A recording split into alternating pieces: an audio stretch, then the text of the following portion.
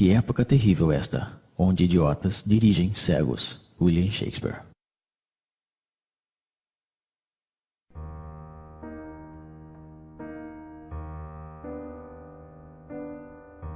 A servidão moderna é uma escravidão voluntária, aceita por esta multidão de escravos que se arrastam pela face da terra. Eles mesmos correm atrás de um trabalho cada vez mais alienante que lhes é dado generosamente se estão suficientemente domados. Eles mesmos escolhem os amos a quem deverão servir. Para que essa tragédia absurda possa ter sucedido, foi preciso tirar desta classe a capacidade de se conscientizar sobre a exploração e a alienação da qual são vítimas. Eis então a estranha modernidade da época atual. Ao contrário dos escravos da antiguidade, aos servos da Idade Média e aos operários das primeiras revoluções industriais, estamos hoje frente a uma classe totalmente escrava, que, no entanto, não se dá conta disso, ou melhor ainda, que não quer enxergar. Eles não conhecem a rebelião que deveria ser a única reação legítima dos explorados. Aceitam sem discutir a vida lamentável que foi planificada para eles. A renúncia e a resignação são a fonte de sua desgraça. Eis então o pesadelo dos escravos modernos, que só aspiram a deixar-se levar pela dança macabra do sistema de alienação.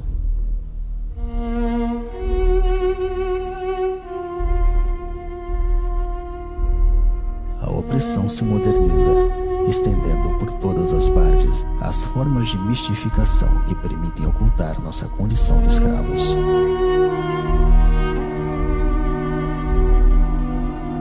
Mostrar a realidade tal qual é na verdade, e não tal como mostra o poder, constitui a mais autêntica subversão.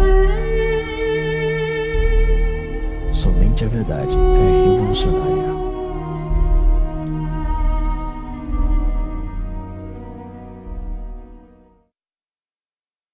O urbanismo é a tomada do meio ambiente natural e humano pelo capitalismo, que, ao desenvolver-se em sua lógica de dominação absoluta, refaz a totalidade do espaço como seu próprio cenário.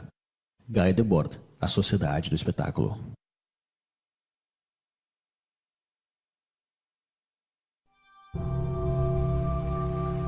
À medida que o homem constrói seu mundo com a força do trabalho alienado, o cenário deste mundo se converte na prisão onde terão que viver.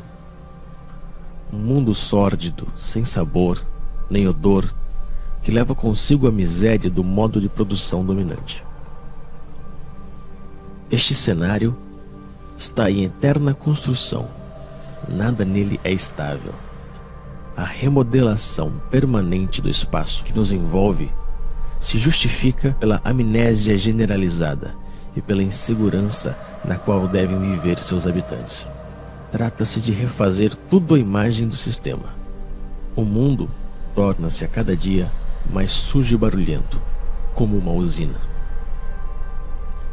Cada parcela deste mundo é propriedade de um Estado ou de um particular.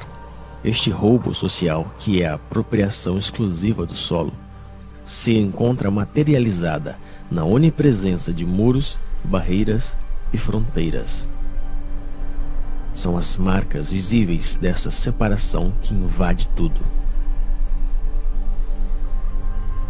Mas ao mesmo tempo, a unificação do espaço, de acordo com os interesses da cultura mercante, é o grande objetivo da nossa triste época. O mundo deve transformar-se em uma imensa autópsia, racionalizada ao extremo, para facilitar o transporte das mercadorias. Todo obstáculo, natural ou humano, deve ser destruído. O ambiente onde se aglomera esta massa servil é o fiel reflexo de sua vida. Se assemelha a jaulas, a prisões, a cavernas. Porém, contrariamente aos escravos e aos prisioneiros, o explorado dos tempos modernos deve pagar por sua jaula.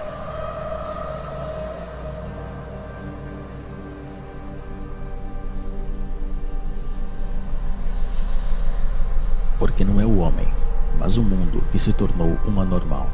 Anthony Artaud.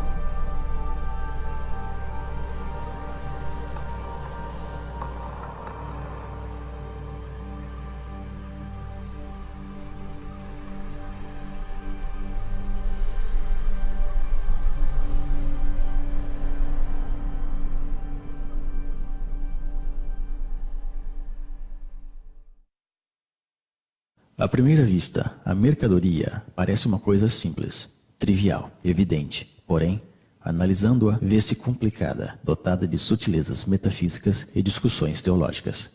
O Capital, Karl Marx. É neste lugar estreito e lúgubre onde o escravo moderno acumula as novas mercadorias que deveriam, segundo as mensagens publicitárias onipresentes, trazer-lhe a felicidade e a plenitude.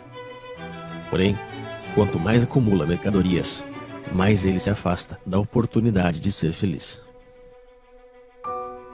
Que aproveita ao homem ganhar o mundo inteiro e perder sua alma? Marcos, capítulo 8, versículo 36.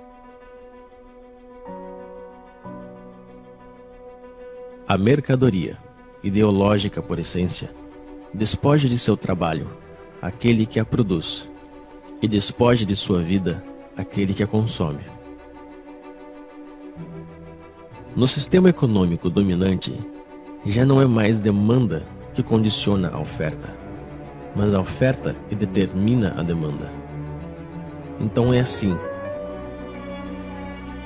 que, de maneira periódica, surgem novas necessidades que são rapidamente consideradas como vitais para a maioria da população.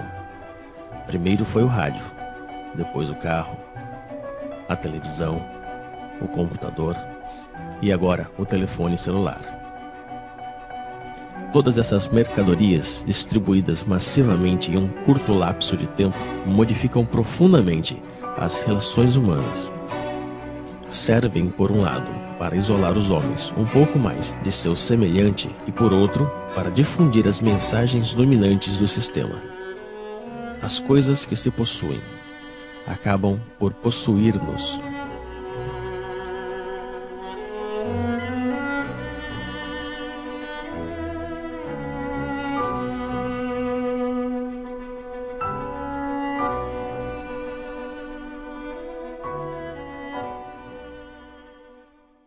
O que vem a ser alimento para um é veneno para outro.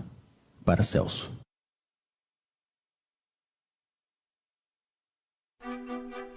Porém, é quando se alimenta que o escravo moderno ilustra melhor o estado de decadência em que se encontra. Dispondo de um tempo cada vez mais limitado para preparar a comida que ingurgita, ele se vê obrigado a engolir rápido o que a indústria agroquímica produz. Errando pelos supermercados, à procura dos substitutos que a sociedade da falsa abundância consente em dar-lhe, só lhe resta a ilusão da escolha. A abundância dos produtos alimentícios apenas dissimula sua degradação e sua falsificação. Não são mais que organismos geneticamente modificados, uma mistura de colorantes e conservantes, de pesticidas, de hormônios e outras tantas invenções da modernidade.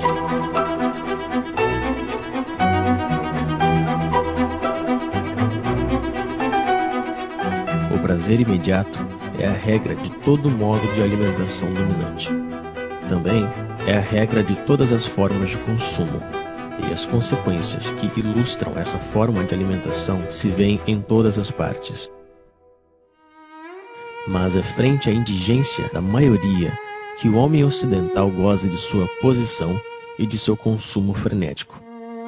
Em vista disso, a miséria está em todos os lados, onde reina a sociedade totalitária mercante. A escassez é o reverso da moeda da falsa abundância. E num sistema que promove a desigualdade como critério de progresso, mesmo se a produção agroquímica é suficiente para alimentar a totalidade da população mundial, a fome nunca deverá desaparecer.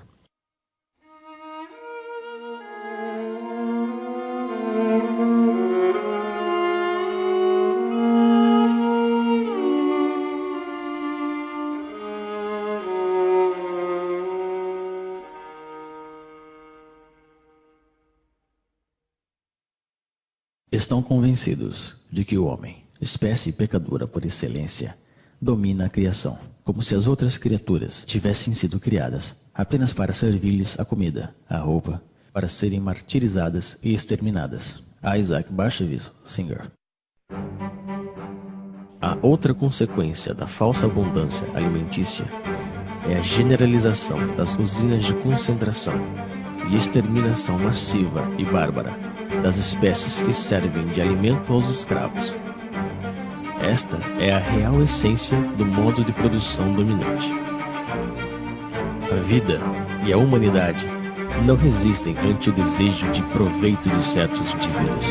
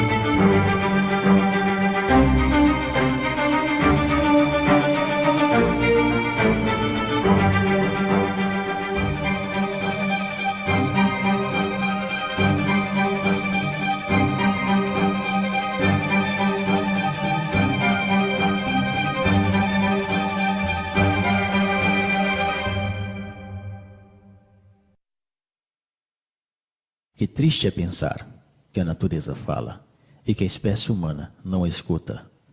Victor Hugo. É a expoliação dos recursos do planeta, a abundante produção de energia ou de mercadorias, o lixo e os resíduos do consumo ostentoso hipotecam a possibilidade de sobrevivência de nossa Terra e das espécies que nela habitam. Porém, para deixar livre o curso ao capitalismo selvagem, o crescimento econômico nunca deve parar. É preciso produzir, produzir e reproduzir ainda mais. E são os mesmos poluidores que se apresentam hoje como salvadores potenciais do planeta. Esses imbecis da indústria do espetáculo, patrocinados pelas empresas multinacionais, tentam convencer-nos de que uma simples mudança em nossos hábitos seria suficiente para salvar o planeta de um desastre. E enquanto nos culpam, continuam poluindo sem cessar nosso meio ambiente e nosso espírito. Essas pobres teses pseudoecológicas são repetidas pelos políticos corruptos em seus slogans publicitários. Porém, nunca propõem uma mudança radical no sistema de produção. Trata-se, como sempre, de mudar alguns detalhes para que tudo fique como antes.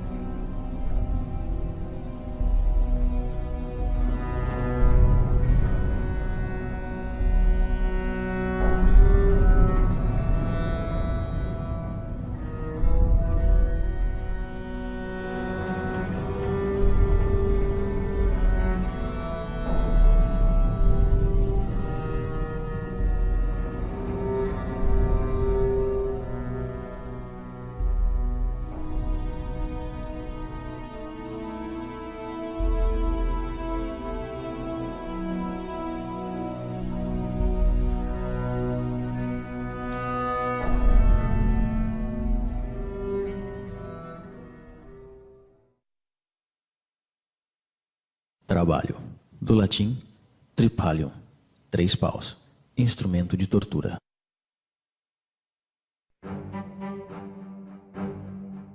Mas para entrar na roda do consumo frenético é necessário ter dinheiro. E para conseguir dinheiro é preciso trabalhar, ou seja, vender-se. O sistema dominante fez do trabalho seu principal valor. E os escravos devem trabalhar mais e mais para pagar a crédito a sua vida miserável. Eles estão esgotados de tanto trabalhar, perdem a maior parte de sua energia e têm que suportar as piores humilhações. Passam toda a sua vida realizando uma atividade extenuante e insidiosa que é proveitosa apenas para alguns. A invenção do desemprego moderno tem como objetivo assustá-los e fazê-los agradecer sem parar a generosidade do poder que se mostra tão generoso com eles. Que fariam sem esta tortura que é o trabalho? E são essas atividades alienantes que são apresentadas como libertadoras. Que mesquinhez e que miséria!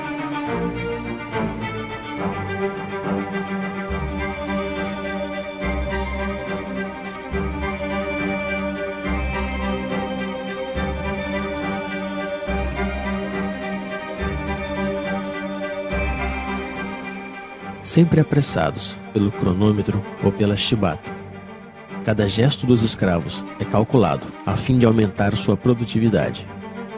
A organização científica do trabalho constitui a real essência da desapropriação dos trabalhadores, seja do fruto de seu trabalho, mas também do tempo que eles passam na produção automática das mercadorias ou dos serviços. O papel do trabalhador se confunde com o da máquina nas usinas, com o computador nos escritórios. O tempo pago não volta mais. Assim, a cada trabalhador é atribuído um trabalho repetitivo, seja ele intelectual ou físico. Ele é um especialista em seu domínio de produção.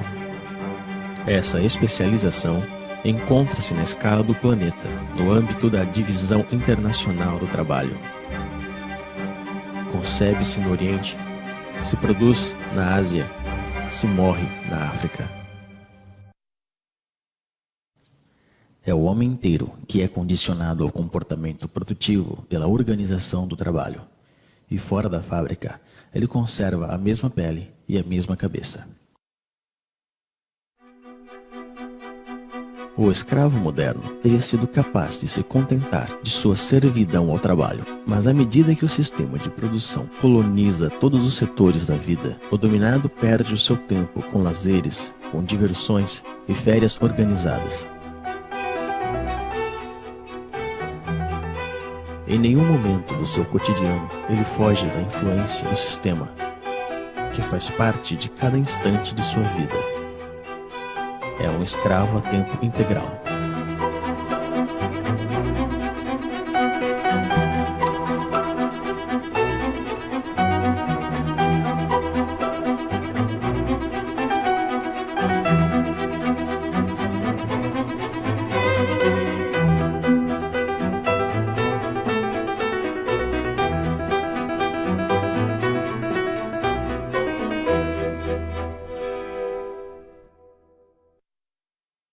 A medicina faz-nos morrer mais.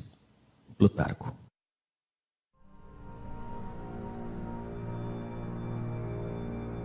A origem dos males do escravo moderno está na degradação generalizada de seu ambiente, do ar que respira e da comida que ele consome. O estresse provocado pelas suas condições de trabalho e pelo conjunto de sua vida social.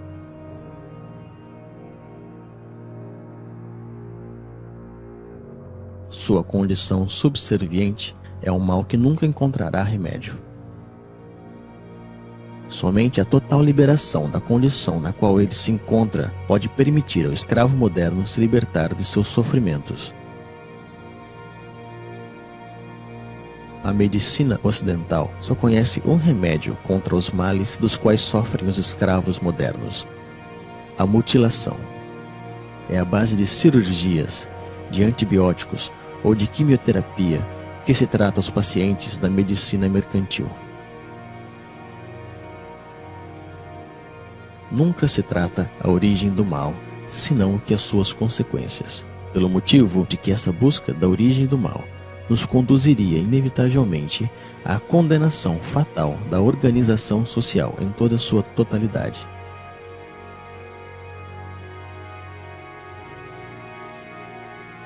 Assim como ele transformou todos os detalhes de nosso mundo em uma simples mercadoria, o sistema atual fez de nosso corpo uma mercadoria, um objeto de estudo e de experiências para seus pseudo-aprendizes de medicina mercantil. Os donos do mundo já estão prontos para patentear os seres vivos. O sequenciamento completo do DNA do genoma humano é o ponto de partida de uma nova estratégia posta em ação pelo poder. A decodificação genética não tem outro objetivo que o de amplificar consideravelmente as formas de dominação e de controle. Depois de tudo, nosso corpo também não nos pertence. De tanto obedecer, adquirimos reflexos de submissão. Anônimo.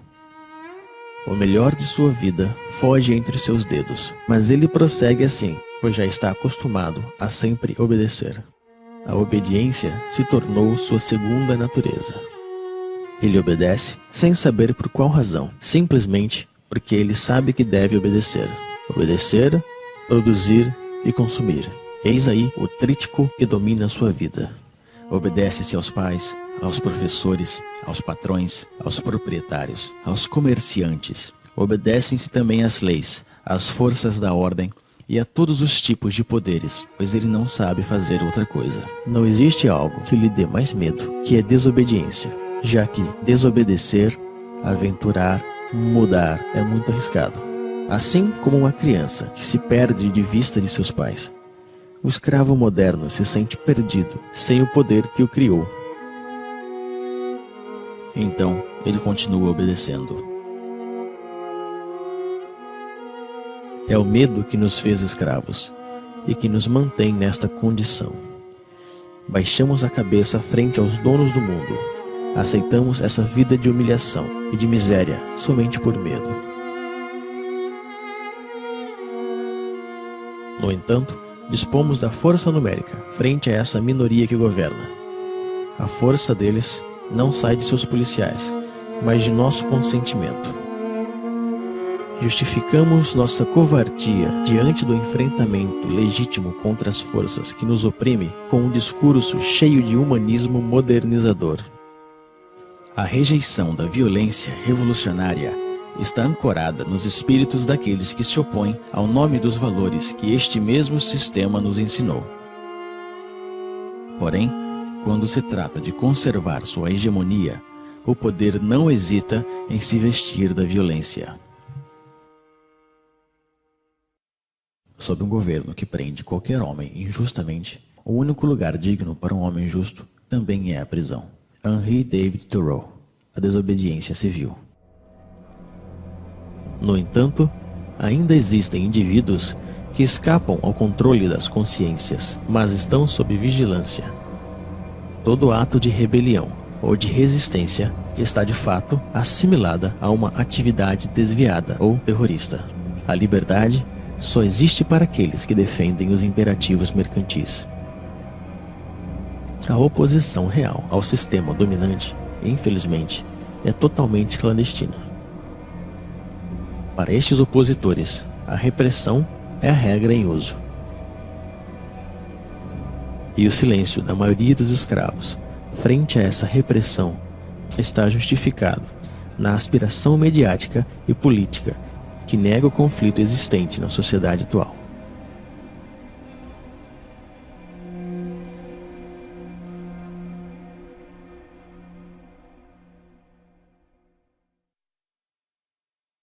O que outrora se fazia por amor a Deus, hoje se faz por amor ao dinheiro, isto é, daquilo que hoje confere o sentimento de poder mais elevado e a boa consciência.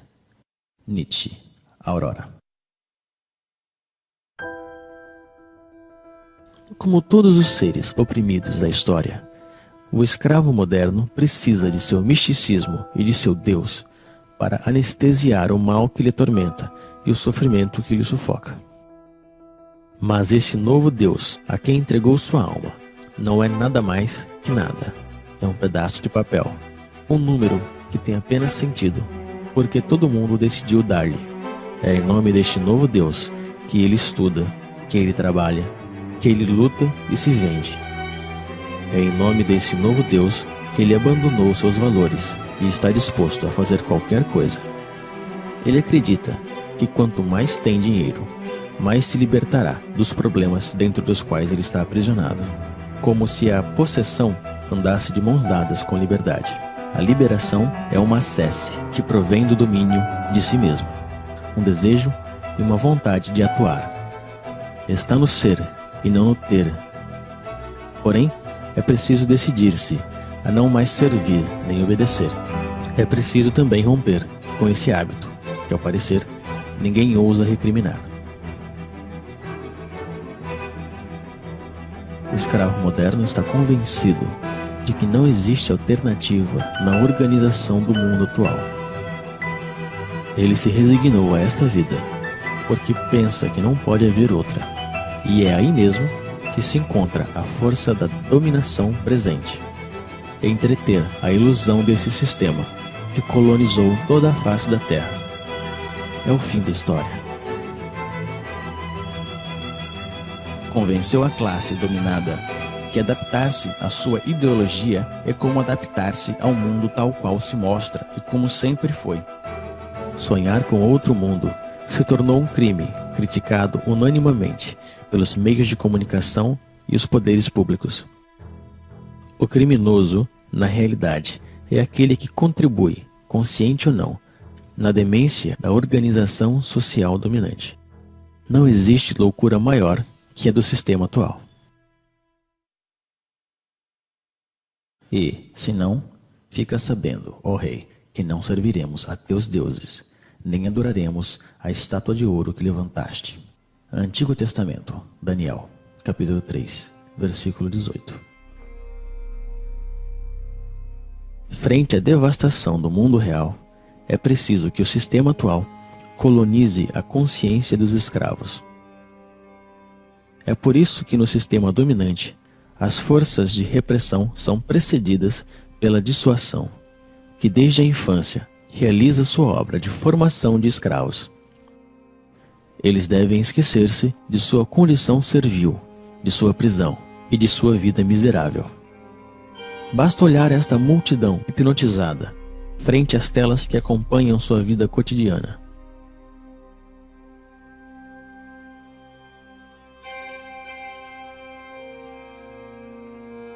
Eles enganam sua insatisfação permanente com o reflexo de uma vida sonhada, feita de dinheiro, de glória e aventura.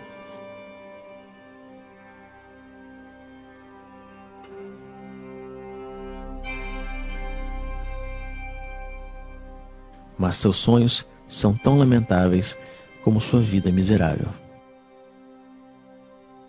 Existem imagens para todos e por todos os lados. Essas imagens levam consigo a mensagem ideológica da sociedade moderna e serve de instrumento de unificação e de propaganda. Vão crescendo à medida que o homem é desapropriado de seu mundo e de sua vida.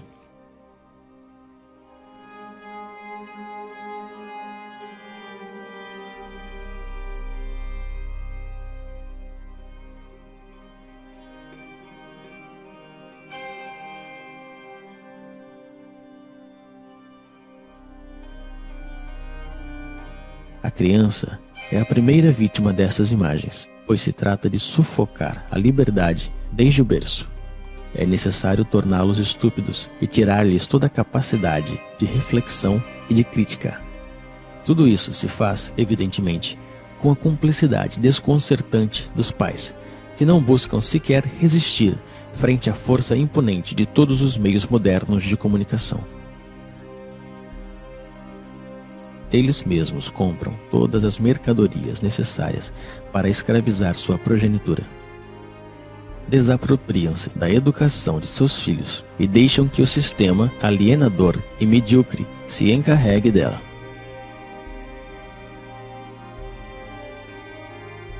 Existem imagens para todas as idades e para todas as classes sociais. Os escravos modernos confundem essas imagens com cultura e, às vezes, com arte. Recorrem seus instintos mais baixos para vender qualquer mercadoria. E é a mulher, duplamente escrava da sociedade atual, que paga o preço mais alto. Ela é apresentada como um simples objeto de consumo. A revolta também foi transformada em uma imagem que se vende para melhor destruir seu potencial subversivo. A imagem ainda é, até hoje, a forma de comunicação mais direta e mais eficaz. Ela cria modelos, aliena as massas, mente e promove frustrações. Difunde-se a ideologia mercantil pela imagem, pois o objetivo continua sendo o mesmo: vender. Modelos de vida ou produtos, comportamentos ou mercadorias. Vender é o único que importa. Estas pobres criaturas se divertem, mas esse divertimento só serve para distrair os mesmos do verdadeiro mal que lhes afeta. Deixaram que fizessem de suas vidas qualquer coisa e fingem sentir-se orgulhosos por isso. Tentam transmitir uma satisfação, mas ninguém acredita. Não conseguem enganar-se a si mesmos quando se deparam com o reflexo frio do espelho da vida. Assim, perdem tempo com estúpidos que lhes fazem rir e cantar, sonhar ou chorar.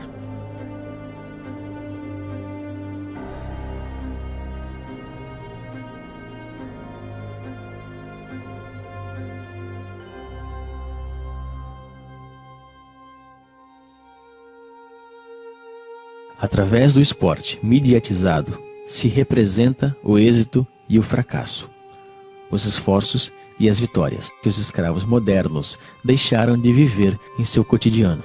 Sua insatisfação lhe incita a viver por procuração frente ao aparelho de televisão.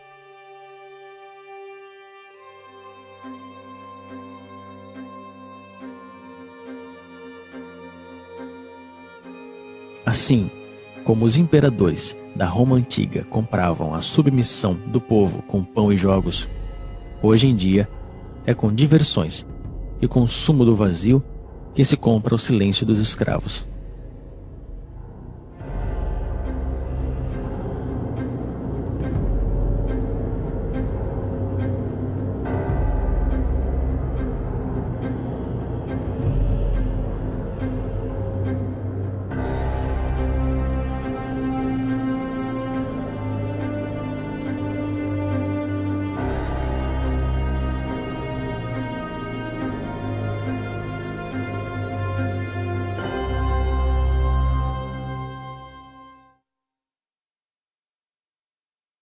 Nós acreditamos que dominamos as palavras, mas são as palavras que nos dominam. Alan Ray. O controle das consciências passa essencialmente pela utilização viciada da linguagem utilizada pela classe economicamente e socialmente dominante. Sendo o detentor de todos os meios de comunicação, o poder difunde a ideologia mercantil através da definição petrificada, parcial e falsa que ele dá das palavras. As palavras são apresentadas como neutras e sua definição como evidente. Porém, estando sob controle do poder, a linguagem designa sempre algo muito diferente da vida real. É, antes de tudo, uma linguagem de resignação e impotência, a linguagem da aceitação passiva das coisas tais como são e tais como devem permanecer. As palavras trabalham por conta da organização dominante da vida, e o fato mesmo de utilizar a linguagem do poder nos condena à impotência. O problema da linguagem está no centro da luta pela emancipação humana. não é uma forma de dominação que se junta às outras, mas o coração do mesmo projeto de submissão do sistema mercantil totalitário.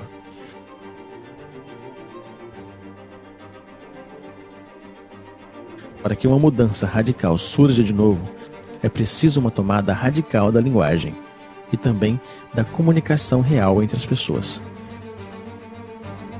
É nisso que o projeto revolucionário se une ao projeto poético. Na efervescência popular, a palavra é tomada e reinventada por grupos extensos. A espontaneidade criadora se apodera de cada um e nos reúne a todos.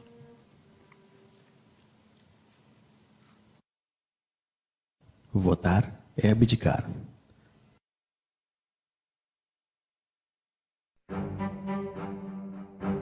No entanto, os escravos modernos ainda se veem como cidadãos.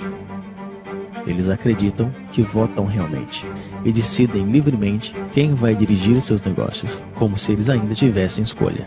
Apenas conservaram a ilusão.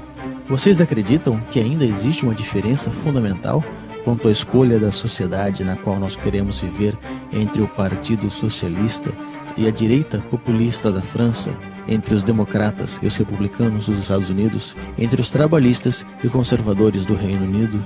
Não existe oposição, pois os partidos políticos dominantes estão de acordo sobre o essencial, que é a conservação da atual sociedade mercantil.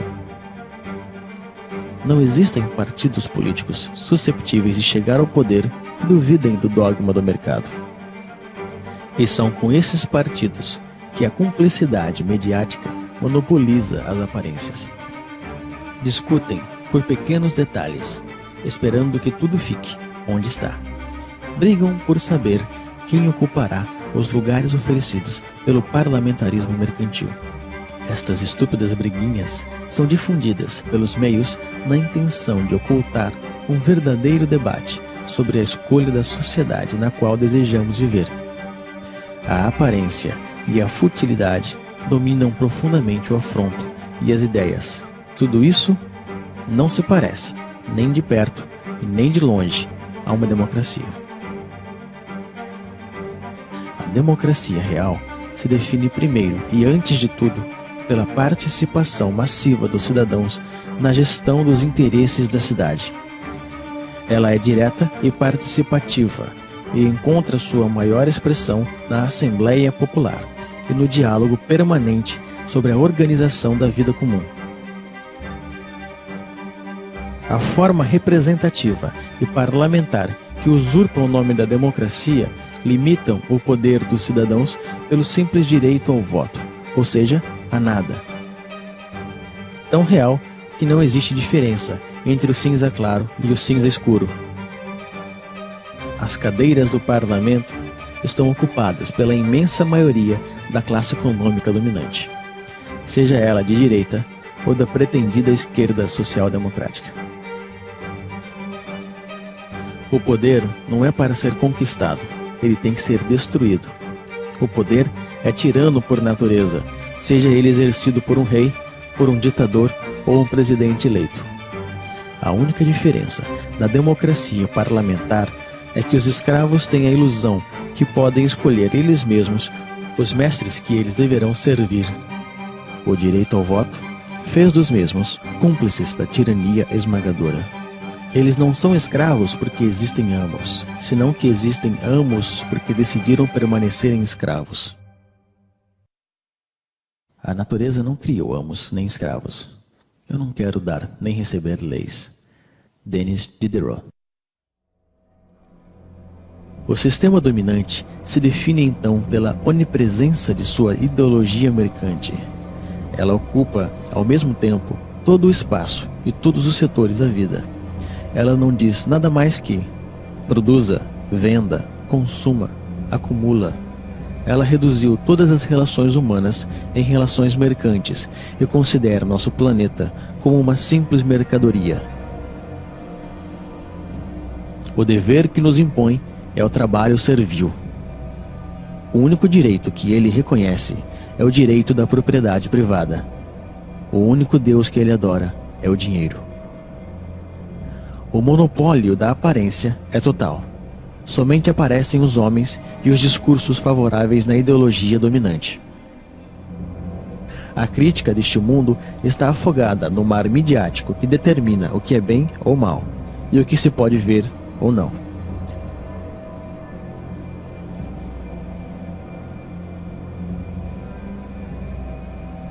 A onipresença da ideologia, o culto ao dinheiro, monopólio da aparência, partido único disfarçado de pluralismo parlamentar, ausência de uma oposição visível, repressão sob todas as formas, vontade de transformar o homem e o mundo.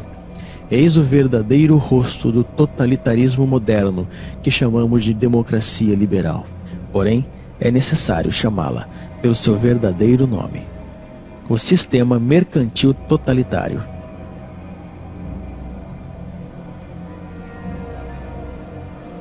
O homem, a sociedade e o conjunto de nosso planeta estão a serviço desta ideologia. O sistema mercantil totalitário realizou o que nenhum totalitarismo conseguiu fazer antes: unificar o mundo à sua imagem. Hoje, já não existe exílio possível.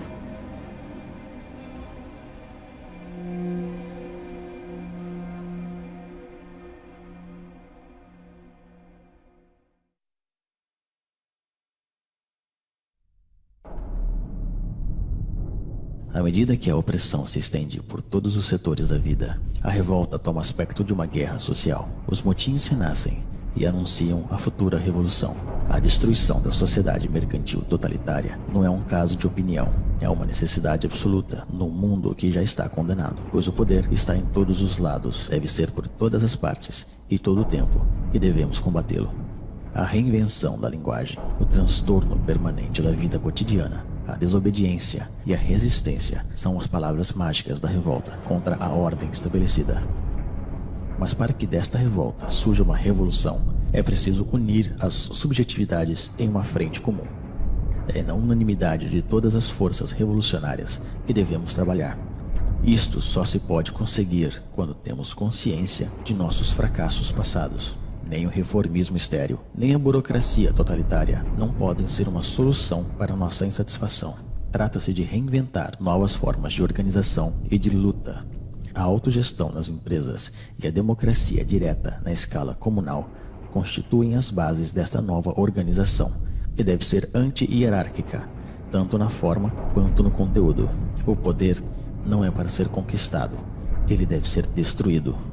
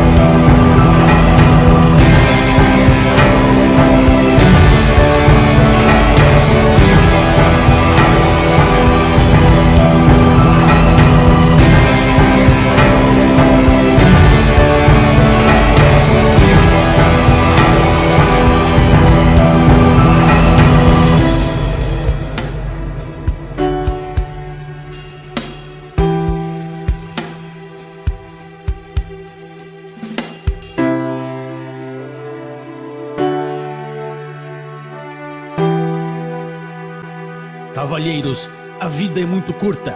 Se nós vivemos, vivemos para andar sobre as cabeças dos reis. William Shakespeare, Henrique IV. Jean-François Briand. Tradução: Elisa de Arbênia Quadros. Dublagem: Rodrigo Nishino.